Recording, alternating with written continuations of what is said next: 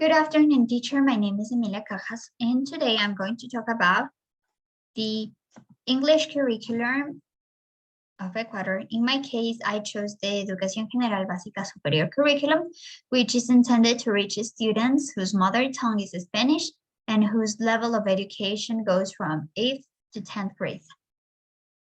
First, I'm going to talk about the epistemological foundations and pedagogical resources.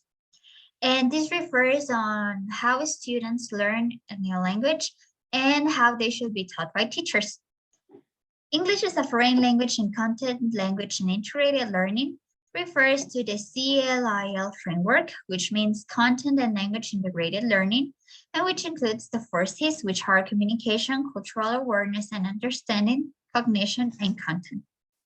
Here we have like three levels of learning, and the first one is language of learning, which are the skills, concepts, and systems to develop the communication. These are the ones that students need to in order to develop communication. The second one is language for learning. This is learning how to learn. It's a metacognitive process and refers to developing strategies and skills. And finally, language through learning. And this is the development of language through the development of high order thinking skills. The higher use of these skills, the higher and better the quality of learning is. The communicative language teaching uses a communicative approach to teach. And according to Richards, there are some core assumptions that we have to take into consideration. First, the second language needs interaction and communication with others. Second, effective tasks and exercises are useful in language resources and personal exchanges. For example, in a class, students can be talking with each other if a teacher gives a specific topic. For example, what did you do last weekend? So students can share their personal information and develop communication. Meaningful communication requires content processing with relevance, purpose, interest, and engagement. Fourth, language is a gradual process and involves using language creatively. It means that if you know some words, it doesn't mean that you know the language. You have to follow some steps, and then it takes time to learn a language.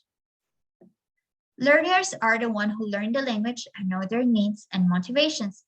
Students have different learning styles, and teachers have to recognize these learning styles and try to adapt the class in order to satisfy all their students' necessities.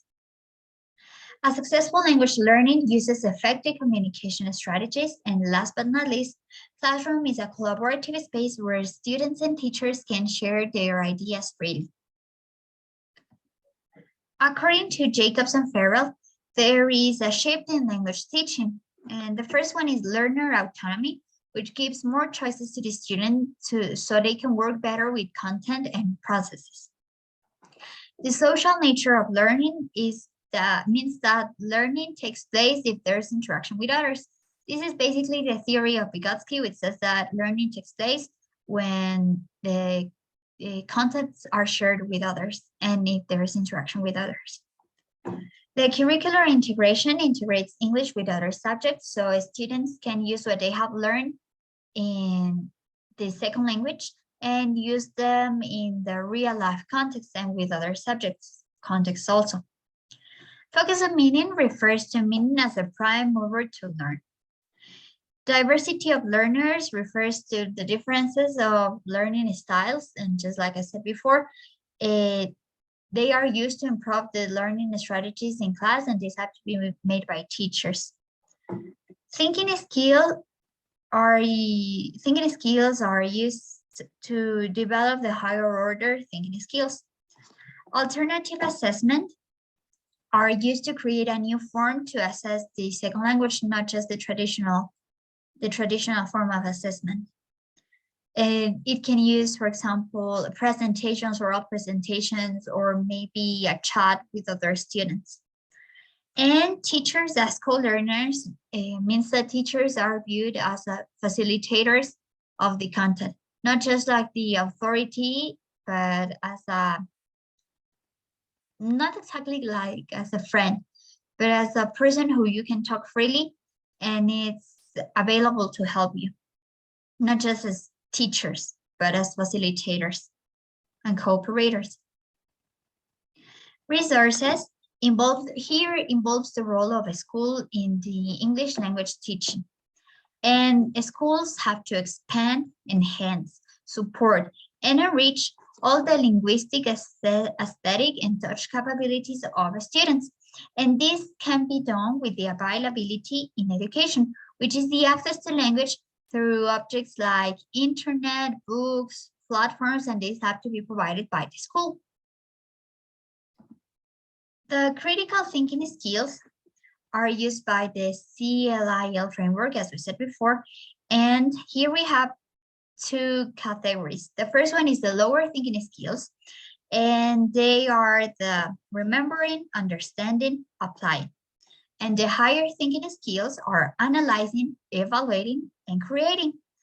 These critical thinking skills are used to facilitate the cognitive process and the linguistic production.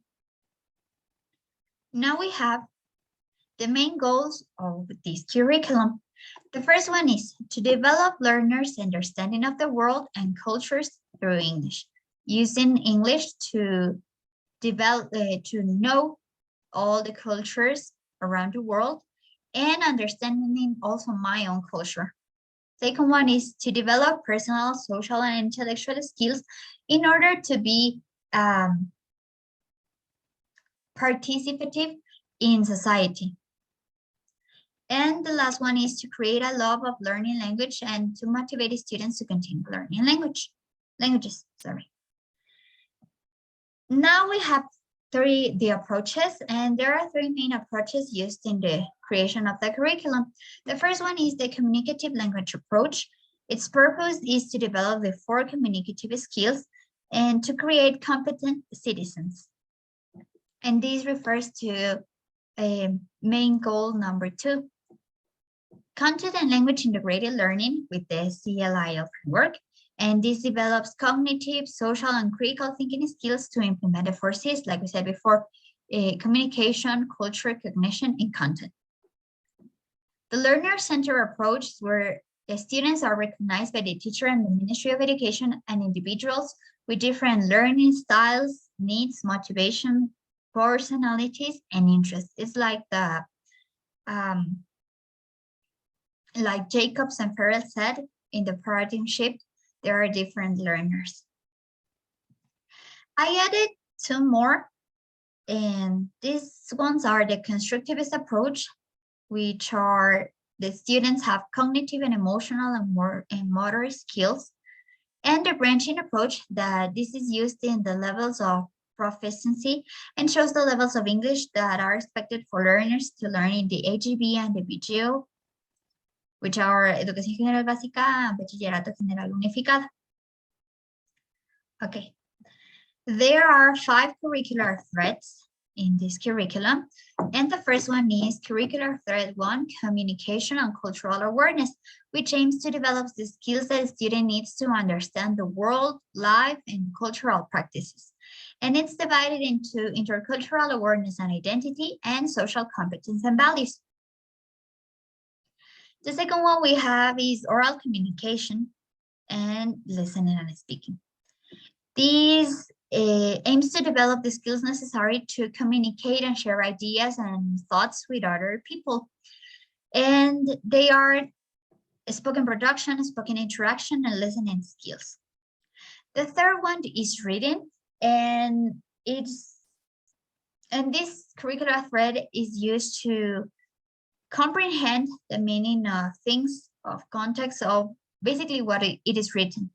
And it's divided into reading comprehension, which gives meaning, predict and check the content, use of resources and study skills, literacy-rich environment to give meaning to our environment and context, and cross-curricular content to use what students have learned.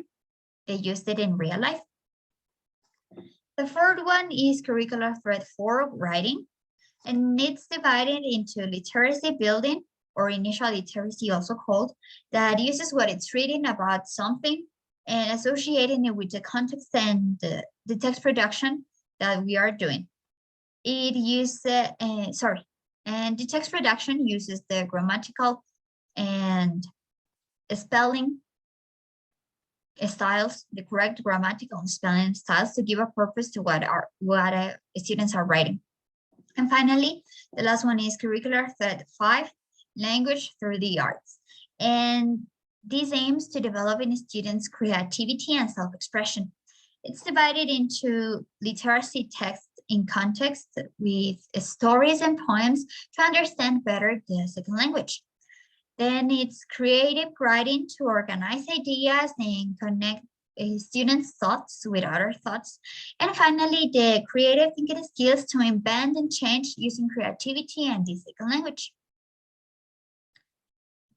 Now we have the 21st century skills developed through learning English, and these are connected with the main goals of the curriculum.